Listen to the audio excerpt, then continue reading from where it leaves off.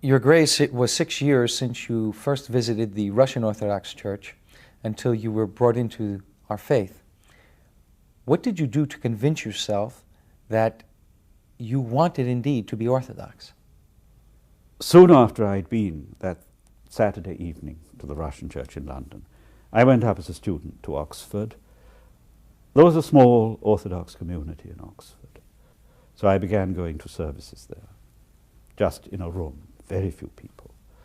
But I joined an organization more active in Britain than over here, the Fellowship of St. Alban and St. Sergius, which was aiming to be a forum where Orthodox and non-Orthodox could meet and talk. And through the Fellowship of St. Alban and St. Sergius, I met Orthodox clergy and laity and could talk with them. And I began to read. I've always loved books.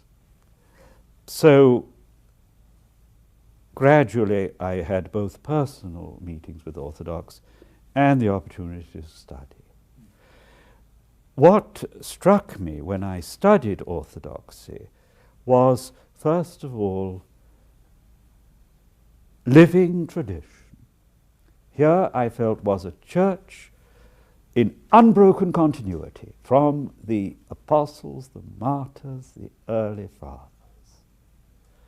And yet a church which had not just continued this early life in a mechanical way, but a church in which tradition was a living thing.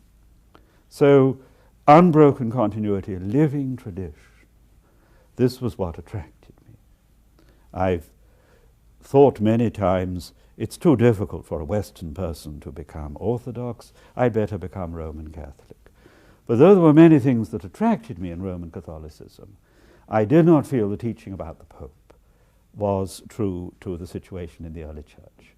And so I felt, no, I can't go there. But the more I learned about Orthodoxy, the more I felt this is what I've always believed, but I've never heard it so well expressed. So that was the first thing, a sense of living continuity.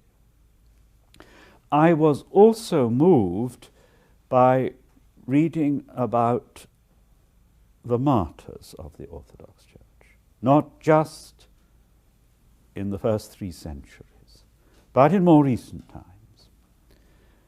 I was moved to read about the new martyrs of the Turkish period in the Greek world, of course also Arabs, Bulgarians, Serbs. Then I was deeply impressed by the story of the great persecution of the Russian church in the 1920s and 30s, and the number of people who had died for their faith, the way Christians had stood firm and faithful.